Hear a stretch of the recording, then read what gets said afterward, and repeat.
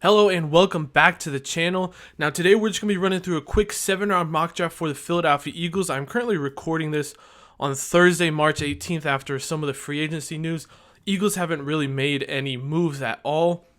But here's the board for our first pick at number 6 so far. Rashawn Slater is an interesting one. Kyle Pitts at 4. It's becoming more and more likely Kyle Pitts is getting all the hype he deserves. But at number 6 is an easy decision. I'm getting Jamar Chase if he's there. The only quarterback, I know I've talked about maybe a quarterback there before. The only quarterback I feel comfortable taking is Zach Wilson. Not that the other ones aren't good enough for 6. Just that I know are going to be better than what we have in Jalen Hurts. So I'm thinking it's either between Chase or Pitts. One of them has to fall there. It's looking better with the Dolphins just signing Will Fuller that he might not land to the Dolphins. So it's really up to the Bengals. We just need him to fall past the Bengals, and Jamar Chase might be a Philadelphia Eagle, and that would be the dream scenario for me. Now here we're back up in the second round. Now there's really, if the board falls out like this, it's a 2-horse race right now between Trayvon Mulrig and Greg Newsome, both high second round, maybe late first round talents. But in this case, as much as corner would be a great need, Trayvon Mulrig is the better player, I believe. As much as I love Greg Newsome, Trayvon Mulrig would be a steal right here in the second round, so we're going to grab him. Interesting, Mac Jones still on the board. Linebackers, if someone falls, Jabril Cox wouldn't be an awful pick. Joseph Asai there. Then you're looking at Greg Newsome, Eric Stokes, Asante Samuel Jr. I've had them mocked a couple times. Joe Tryon could be an option here. Javon Holland if he jumps up some boards. But overall, I'm going to go with Trayvon Mulrig, who I think is the best safety in this class. A lot of people probably agree with that too. That would be a great pick. If the Eagles come out of the first round with Jamar Chase and Trayvon Mulrig, I'm going to be throwing a party because that is the best 2 picks we could get. Now moving on here in the third round, Javon Holland's still on the board, which is tempting, but I'm not going to double dip in the safety class. We already have a lot of guys in that safety room that I think have a chance to be productive in Kayvon Wallace and Rodney McLeod, so I don't think we need to go that much into safety. Looking at everyone else still on the board, there's a couple. Kelvin Joseph is definitely an interesting one. I'm definitely looking at him. Kelvin Joseph still on the board. Jamin Davis, Kentucky teammate, is another interesting one. I know we should have our second, third round pick that we got from the Colts here. So we're going to have 2 picks. I like Jalen Twyman. Put up some insane numbers on that. He put up 40 reps on the bench at 225, which is insane. But he ran like a 5.5 40, which isn't ideal. But I still love Twyman. He's a great guy there. I don't want to hit running back this early for the Eagles. Looking at O-line, Walker Little. Walker Little would be a great player. Not necessarily a big need, but like I said, draft for the best players available. Walker Little is definitely one of those guys available. Quincy Roche, best edge rusher available. Not in love with many of these other guys for the third round where we're at.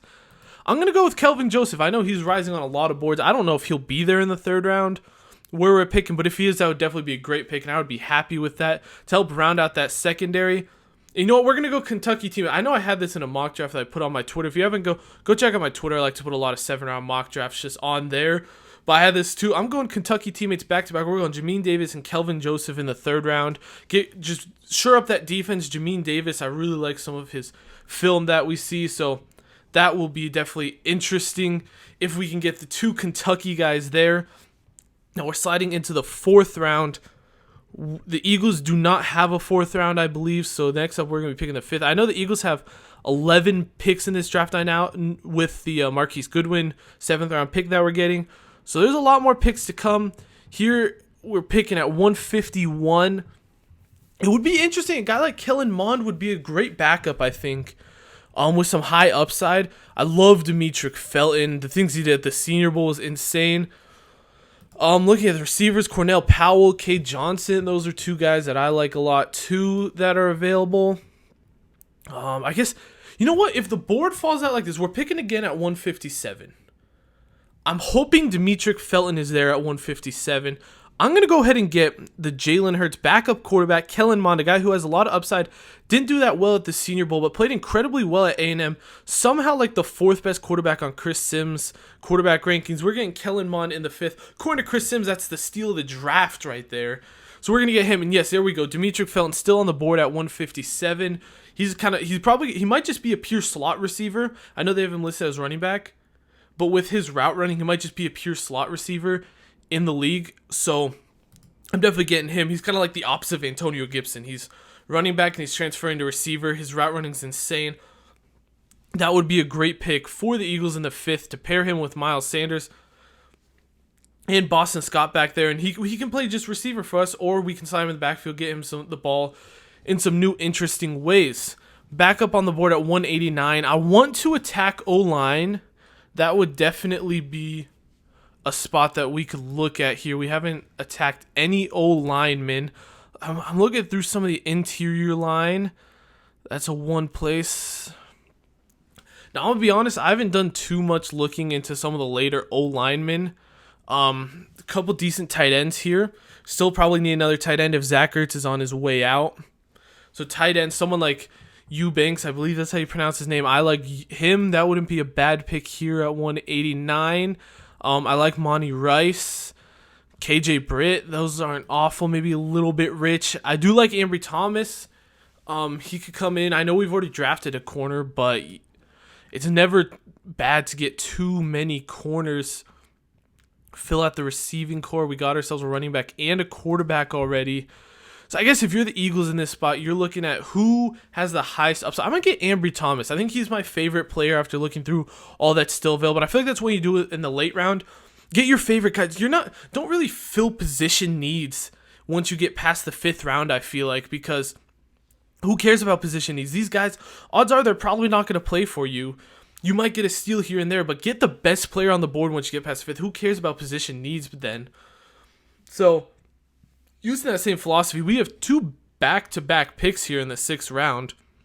I didn't even know that we had those. Looking here, keeping that same. I believe receiver has a lot of value. It's kind of fallen off to this point for what we're going to be looking at. I do like Chauncey Gold. That'd be interesting. Do we have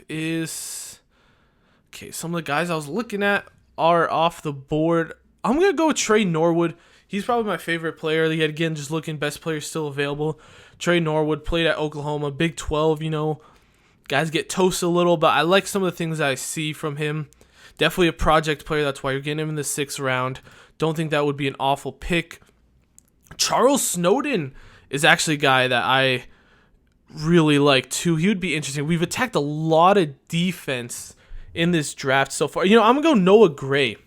He's a great tight end, still on the board. This is kind of like there's not too high of a class for the tight end once you get like Pitts and then maybe Freiermuth. Once you get past that, it gets a little low. But I think, honestly, if Noah Gray's on the board in the 6th round, that'd be a great pick to, might not back up Goddard like day one, but he can be that backup after we give him some time. Coming back, I'm going to get Chauncey Golson this time around. Edge rusher. We definitely need edge depth. Go ahead and get an edge rusher. See if he'll work out. Like I said, 7th round picks. Probably not going to play a lot. But just go ahead and get yourself some guys so that maybe they'll turn into something. So that's actually the end of our 7th round mock draft. Now, if we click save when our computer loads, we can look at our whole class. Lots of picks in here. I feel like it's a pretty well-rounded class. We got a lot of guys in the secondary. We got Morig, Kelvin Joseph, Ambry Thomas, Trey Norwood, all the guys in the secondary. We saw last year, secondary needs a lot of help. Jamin Davis could come in and honestly be a starter like day one. I mean, if it's between him and some of the guys we had, I mean, I wouldn't be opposed to Jamin Davis coming in and getting playing time right away. Jamar Chase and Morig, great 2 picks at the top. Kellen Mond could be a decent backup quarterback for us. I would like this class. Let me know down below what you guys thought about this class. If there's any other teams you guys want to see me do videos for 7-round mock drafts on, let me know. And go check out my Twitter if you want to see more 7-round mock drafts that I post on there. Thank you guys so much for tuning in, and I'll see you guys in the next one.